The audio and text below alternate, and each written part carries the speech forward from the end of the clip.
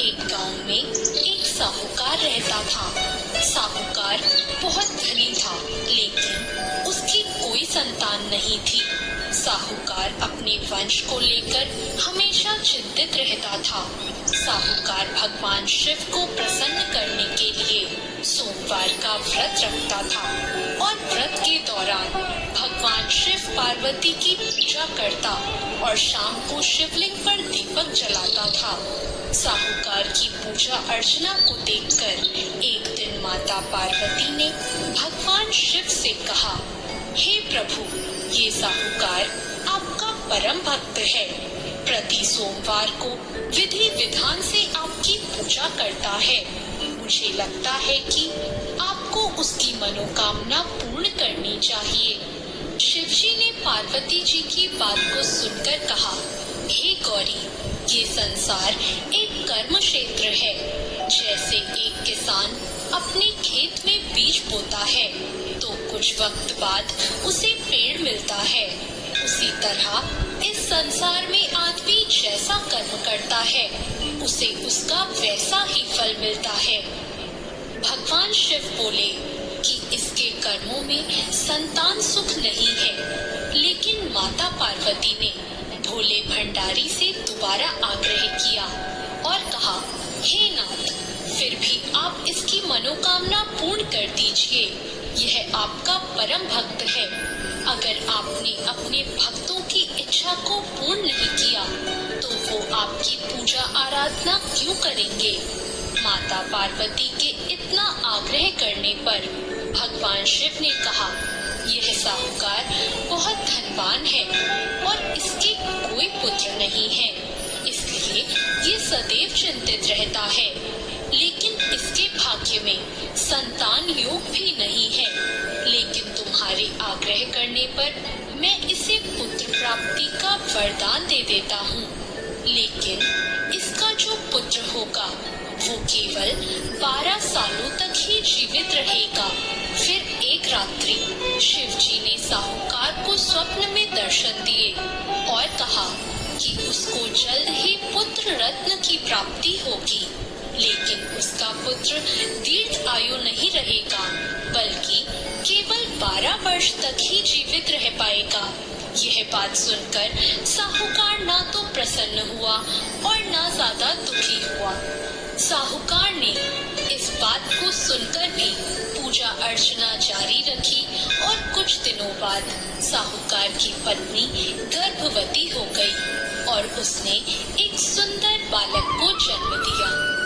बालक के जन्म से घर पर हर्षोल्लास का माहौल था, लेकिन साहूकार खुश नहीं था, क्योंकि उसको पता था कि उसके बालक का यह जीवन केवल 12 वर्ष तक का ही है और उसने किसी को भी यह बात नहीं बताई थी।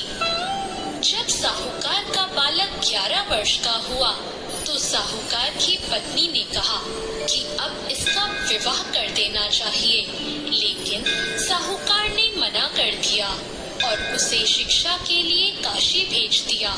साहूकार ने बालक के मामा को बुलाया और पैसे देकर उन्हें बालक के साथ काशी जाने का आदेश दिया। फिर साहूकार ने मामा भांजे से कहा कि वह काशी जाते समय रास्ते में यज्ञ करते हुए और ब्राह्मणों को भोजन कराते हुए ही जाए। दोनों मामा भांजों ने ऐसा ही किया। काशी जाते वक्त जिस रास्ते से मामा भांजे गुजर रहे थे, उसका राजा अपनी पुत्री का विवाह एक ऐसे राजकुमार से करवा रहा था जो कि काना था, यानी उसे एक आंख से दिखता नहीं था। दूल्हे का पिता इस बात से चिंतित था कि अगर दुल्हन पक्ष को यह पता चल गया कि दूल्हा काना है तो राजकुमारी विवाह के लिए मना कर देगी। इसलिए उसने जब साहूकार के पुत्र को देखा तो उसने सोचा कि मैं अपने बालक के स्थान पर तोरण के वक्त इस बालक को बिठा दूंगा और दुल्हन के पक्ष वालों को पता भी नहीं चलेगा। दूल्हे के पिता ने साहूकार के पुत्र को इस बात के लिए राजी किया। इस तरह साहूकार के उस लड़के दूल्हे के कपड़े पहने और घोड़ी पर चढ़कर तोरण की रस्म पूरी की। तोरण के बाद फेरों की जब बारी आई तो दूल्हे के पिता ने साहूकार के पुत्र से अनुरोध किया कि वह दुल्हन के साथ फेरे ले और जब विवाह संपन्न हो जाए तो यह बात किसी को ना बताए। मामा भी राजी हो गया और विवाह समारोह भी निपट गया और शादी संपन्न होने के बाद मामा भांजा काशी के लिए प्रस्थान कर गए। परंतु साहूकार के पुत्र ने दुल्हन के कपड़ों पर लिख दिया कि तुम्हारी शादी मुझसे हुई है, लेकिन जिसके साथ तुम जाओगी वह एक आंख वाला आदमी है और मैं काशी में शिक्षा ग्रहण करने जा रहा हूँ। जब राजकुमारी ने यह बात पढ़ी तो उसने राजकुमार के साथ जाने से इनकार कर दिया और अपने पिता से कहा, यह मेरा पति नहीं है, मेरा पति शिक्षा ग्रहण करने काशी गया है। जब सब जगह यह बात फैल गई तो मजबूरी में दूल्हे के पिता को सारी बात बतानी पड़ी और दुल्हन के पिता ने भी अपनी बेटी को भेजने से इनकार कर दिया। इधर मामा भांजे दोनों काशी पहुंच गए और बालक शिक्षा ग्रहण करने लगा और मामा ने यज्ञ कराना भी शुरू कर दिया। जब साहूकार का पुत्र 12 साल का हो गया तो एक दिन वो अपने मामा से बोला कि उसकी तबीयत ठीक नहीं है और वह सोने अंदर जा रहा है। साहूकार का पुत्र अंदर सोने गया और उसकी मृत्यु हो गई। कुछ देर बाद जब मामा अंदर पहुंचे, उन्होंने जब अपने भांजे को मरे हुए देखा तो वो बहुत दुखी हुए, परंतु वह रो नहीं सकते थे वरना उनका यज्ञ अधूरा रह जाता। इसलिए मामा ने वापस जाकर यज्ञ पूरा किया और ब्राह्मणों का भोजन कराने के बाद मामा अपने मृत भांजे को देखकर रोने लगे। उसी वक्त उसी मार्ग से शिव पार्वती गुजर रहे थे।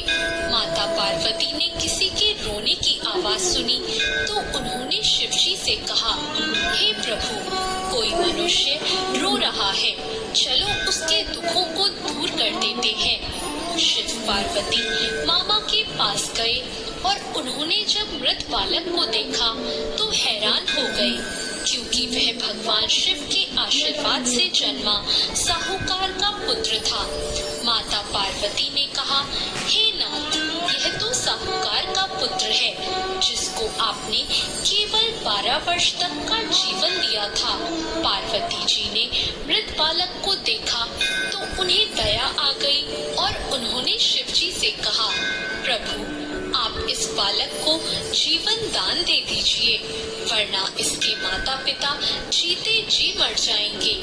माता पार्वती के आग्रह करने पर शिवजी ने उनकी बात मान ली और उसे जीवन दान दे दिया। साहूकार का पुत्र जीवित हो गया और मामा भांजे अपने घर की ओर प्रस्थान के लिए चल दिए। रास्ते में साहूकार का पुत्र उसी शहर से गुजरा जहां उसका विवाह हुआ था। दुल्हन के पिता ने बालक को पहचान लिया और मामा भांजों को लेकर अपने महल आ गए। दुल्हन के पिता ने एक समारोह किया और अपनी पुत्री को साहूकार के साथ भेज दिया। जब साहूकार का बालक अपने घर पहुंचा तो उसके माता पिता छत पर बैठे थे और सोच रहे थे कि अगर उनका पुत्र सही सलामत वापस नहीं लौटा तो वे दोनों भी इसी छत से कूदकर अपनी जान दे देंगे। पर उसी समय उसके मामा वहां आ गए और उन्होंने बताया कि उनका पुत्र जीवित है और विवाह करके वापस लौटा है। साहूकार ने अपने बालक को जीवित देखा तो खुशी से उसका स्वागत किया और साहूकार का पूरा परिवार खुशी खुशी अपना जीवन बिताने लगा। जैसे भोलेनाथ ने इस परिवार पर कृपा करी, ऐसी कृपा सब पर करना।